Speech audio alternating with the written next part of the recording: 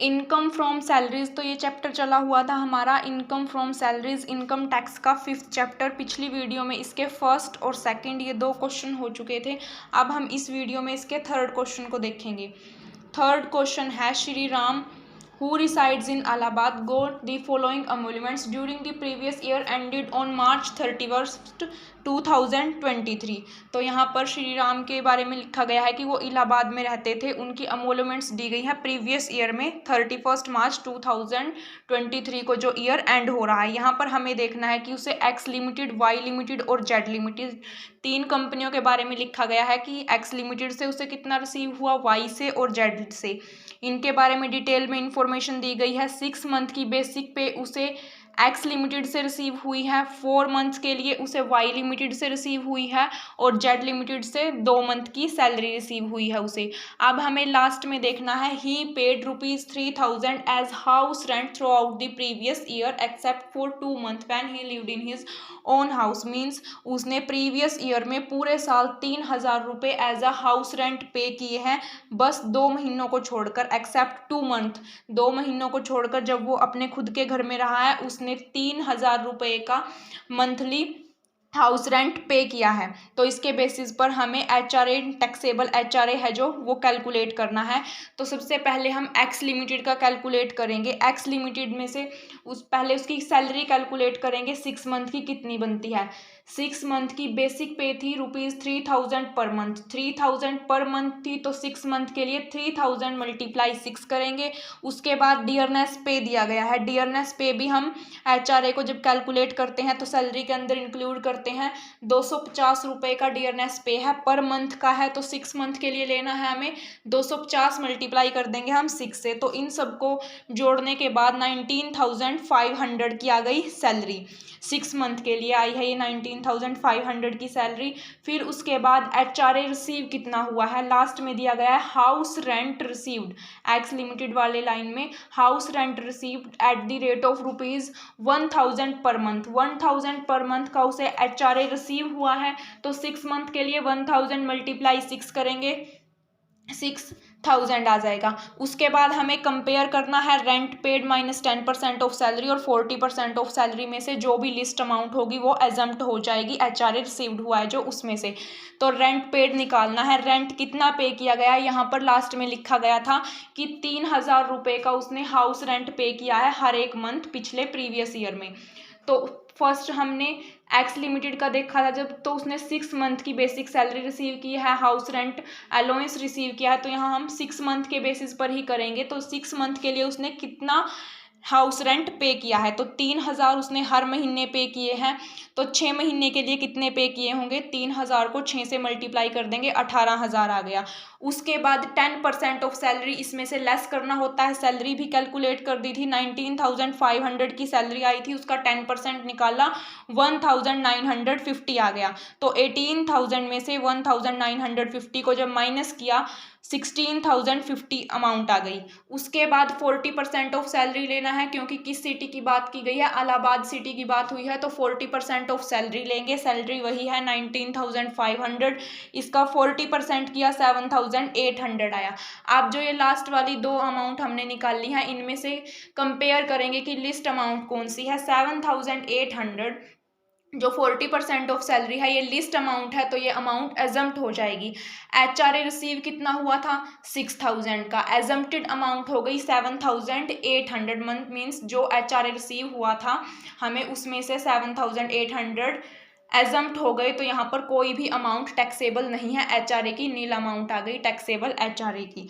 इसके बाद Y limited वाला देखते हैं। 4 मंथ की बेसिक पे रिसीव हुई है 4,000 पर मंथ के हिसाब से, तो यहाँ पर जो HRA रिसीव हुआ है वो कितना हुआ है, पहले इसकी भी सैलरी को कैलकुलेट करते हैं हम, लास्ट में जो अंडरलाइन किया हुआ है 4,000 की उसे बेसिक सैलरी रिसीव की है 4 मंथ के लिए, तो 4,000 मल्टीप्लाई 4 करेंगे, प्लस डियरनेस अलाउंस दिए गए हैं 25% ऑफ बेसिक सैलरी। यहाँ पर सिंपल डियरनेस अलाउंस दिया गया है, अगर डियरनेस पे लिया होता तो हम ऐसे ही इंक्लूड कर लेते, बट डियरनेस अलाउंस दिया गया है, इसके साथ में कुछ भी नहीं लिखा गया कि रिटायरमेंट बेनिफिट है या फिर क्या है, तो इसे हम इंक्लूड नहीं करेंगे सैलरी के अंदर। इसके बाद दिया गया है commission on sale at 5% on sale affected during 4 month 1 lakh. 4 month के अंदर जो 1 लाख की सेल हुई थी उसके ऊपर उसे 5% की रेट से कमीशन रिसीव किया गया है। कमीशन हम तभी इंक्लूड करते हैं सैलरी के अंदर अगर फिक्स्ड परसेंटेज दी गई हो। अगर फिक्स्ड परसेंटेज ना दी गई हो तो कमीशन भी इंक्लूड नहीं होगा। तो यहाँ पर कमीशन ऑन सेल 5% दिया गया है, मीन्स फिक्स्ड परसेंटेज दी गई है, तो यहाँ पर हम 1 लाख का 5% कमीशन भी सैलरी के अंदर इंक्लूड करेंगे। इसको कैलकुलेट करने के बाद 21,000 की अमाउंट आ जाएगी सैलरी की। अब वाई लिमिटेड से टैक्सेबल HRA कैलकुलेट करना है हमें। HRA रिसीव कितना हुआ है, house rent allowance at the rate 2500 per month. 2500 per month था, 4 मंथ के लिए निकालना 10,000 आ गया। इसके बाद वही हमें कंपेयर करना है, 2 पॉइंट चाहिए। रेंट पेड, रेंट पे कितना किया गया है, 3000 का रेंट हर महीने पे किया है उसने। 4 मंथ के लिए कितना पे किया होगा, 3000 मल्टीप्लाई करेंगे 4 से 12,000 आ गया, माइनस 10% ऑफ सैलरी जो ये 21,000 की 10 की सैलरी निकाली थी, इसका 10% किया 2,100 आ गया। 12,000 में से 2100 लेस किया 9900 आ गई अमाउंट। इसके बाद 40% ऑफ सैलरी लेना है क्योंकि सिटी है इलाहाबाद की बात हो रही है, तो 40% ऑफ सैलरी लेंगे, 8,400 आ गया। अब हमने इन दोनों में से कंपेयर करना है। लिस्ट अमाउंट है 8,400 की, तो इसी वजह से 8,400 एजम्प्ट हो जाएंगे लिस्ट अमाउंट। तो 10,000 का HRA रिसीव हुआ था, उसमें से 8,400 की अमाउंट एजम्प्ट हो गई, तो टैक्सेबल कितना बचा, 10,000 में से 8,400 को लेस किया, 1,600 टैक्सेबल HRA आ गया वाई लिमिटेड के केस में। इसके बाद थर्ड दिया गया है from Z limited 2 month salary at the rate ₹8,000 per month. Dearness allowance दिए गए हैं, हाउस रेंट अलाउंस दिए गए हैं, और लिखा गया है लास्ट में during this period he lived in his own house. इस टाइम पीरियड के दौरान, मीन्स जो 2 मंथ की दी गई है सैलरी, इस टाइम पीरियड के दौरान वो अपने खुद के घर में रहा है। तो जब वो अपने खुद के घर में रहा है तो उसने यहाँ पर लास्ट में लिखा गया कि 3,000 हर महीने पे किए गए हैं, बट जब वो खुद के घर में रहा उस महीने को छोड़ के, तो 2 महीने वो अपने खुद के घर में रहा है, तो वहाँ पर उसने रेंट पे नहीं किया, तो 2 महीने उसे HRA कितना रिसीव हुआ, 3,000। जेड लिमिटेड के केस में उसे HRA रिसीव हुआ था 3,000 पर मंथ, तो 2 महीने का निकालना है, 3,000 मल्टीप्लाई 2 करेंगे 6,000 आ गया for 2 month. But during these 2 month he lived in his own house, so HRA of these 2 months are fully taxable. तो वो इन 2 महीनों में अपने खुद के ही घर में रहा है, तो पूरा का पूरा HRA टैक्सेबल होगा। अब इसके बाद इस क्वेश्चन की जो टोटल टैक्सेबल अमाउंट होगी HRA की, वो कैसे आएगी। फर्स्ट केस में तो नील अमाउंट आ गई थी HRA की, सेकेंड केस में 1,600 थी, और थर्ड में फुल्ली टैक्सेबल था तो 6,000 थी जो पूरी की पूरी टैक्सेबल थी। तो 1,600 प्लस 6,000 करेंगे 7,600 का टैक्सेबल HRA आ गया, टोटल टैक्सेबल HRA। तो ये था थर्ड क्वेश्चन। इसके बाद है fourth question. Fourth question, mister Mohan resides in Kanpur, he gets a basic salary of ₹2 lakh and dearness pay 2 lakh and HRA of ₹1,50,000 per annum. He pays a rent of 1,80,000 per month. Compute the taxable HRA। यहाँ पर भी हमें taxable HRA को ही calculate करना है। सबसे पहले हम सैलरी को कैलकुलेट करेंगे। सैलरी के अंदर क्या इंक्लूड करना होता है, अगर हमें HRA कैलकुलेट करना हो तो हम बेसिक सैलरी को लेते हैं। बेसिक सैलरी दी गई है 2 लाख की, उसे ले लिया। उसके बाद डियरनेस पे दिया गया है, डियरनेस पे को भी इंक्लूड कर लिया, तो टोटल हो गई सैलरी 4 लाख की। इसके बाद टैक्सेबल HRA कैलकुलेट करने में सबसे पहले हमें जो एक्चुअल HRA रिसीव हुआ है वो देखना है। एक्चुअल HRA कितना रिसीव हुआ है, 1,50,000 पर एनम। पूरे साल का 1,50,000 था, वो ले लिया। इसके बाद हम कंपेयर करेंगे 2 पॉइंट्स को। रेंट पेड, रेंट कितना पे किया गया है, 1,80,000 माइनस 10% ऑफ सैलरी। सैलरी का 10% सैलरी यहाँ पर कैलकुलेट की थी हमने, 4 लाख की सैलरी थी, इसका 10% किया 40,000 आ गया। 1,80,000 में से 40 को माइनस किया, 1,40,000 आ गया। उसके बाद कौन से सिटी की बात हो रही है, कानपुर सिटी की बात हो रही है, तो यहाँ पर हम लेंगे 40% ऑफ सैलरी। सैलरी थी 4 लाख की, 4 लाख का 40% लिया, 1,60,000 आ गया। अब कंपेयर करना है, एक अमाउंट है 1,40,000 की और एक है 1,60,000 की।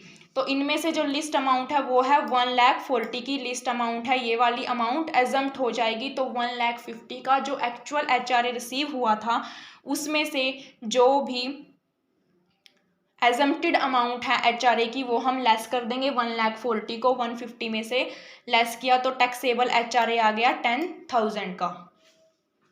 तो ये था fourth question.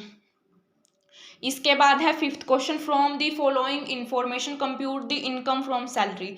Income from salary को हमें कंप्यूट करना है। सबसे पहला पॉइंट दिया गया है ग्रॉस एनुअल सैलरी 3 लाख। इसको साथ के साथ सोल्व करते हैं। फर्स्ट पॉइंट है ग्रॉस एनुअल सैलरी 3 लाख की है।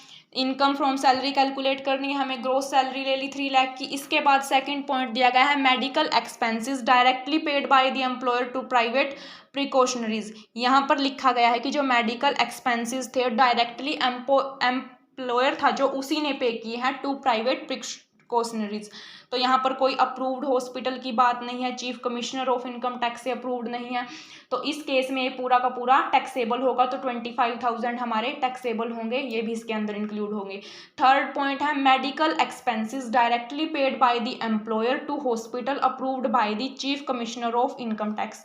तो यहाँ पर जो मेडिकल एक्सपेंसेस एम्प्लॉयर ने पे किए गए हैं वो किस केस में है, approved by chief commissioner of income tax. तो ये वाली अमाउंट एजम्प्ट हो जाएगी। 50,000 की अमाउंट यहाँ पर नहीं लिखेंगे हम क्योंकि ये एजम्प्ट हो जाएगी। फोर्थ केस है reimbursement of medical expenses incurred by the employee in a hospital approved by the chief commissioner. तो यहाँ पर भी approved by the chief commissioner दिया गया है। तो ये भी अमाउंट जो 20,000 की है ये भी एजम्प्ट हो जाएगी। इसके बाद फिफ्थ पॉइंट है expenses on travelling abroad including that of attendant borne by the employer. Travelling expenses हैं बोर्न बाय द एम्प्लॉयर हैं 1,50,000 के जो हैं ट्रैवलिंग एक्सपेंसेस हैं। अब इस केस में क्या होगा, ये एजम्प्ट होगी नहीं होगी ये यहाँ से देखेंगे हम। Expenditure on travelling abroad not exempt, exempt नहीं होंगी क्योंकि ग्रॉस टोटल इनकम एक्सीड है 2 लाख से। ये तभी एजम्प्ट होंगे अगर हमारी जो ग्रॉस एनुअल सैलरी या ग्रॉस टोटल इनकम है जो वो 2 लाख से कम की होगी तो ये एजम्प्ट हो जाएंगे। ट्रैवलिंग अब्रोड के जो एक्सपेंसेस हैं ये एजम्प्ट हो जाएंगे अगर ग्रॉस टोटल इनकम है जो वो 2 लाख से कम होगी। अगर 2 लाख से ज़्यादा है तो वो एजम्प्ट नहीं होंगे। तो यहाँ पर हमारी 2 लाख से ज़्यादा है तो इस वजह से ये वाले जो एक्सपेंसेस हैं ये एजम्प्ट नहीं होंगे। तो 1,50,000 इसके अंदर इंक्लूड होगा। इसके बाद सिक्स्थ पॉइंट है expenses incurred on stay and treatment abroad borne by the employer 2,50,000 के हैं।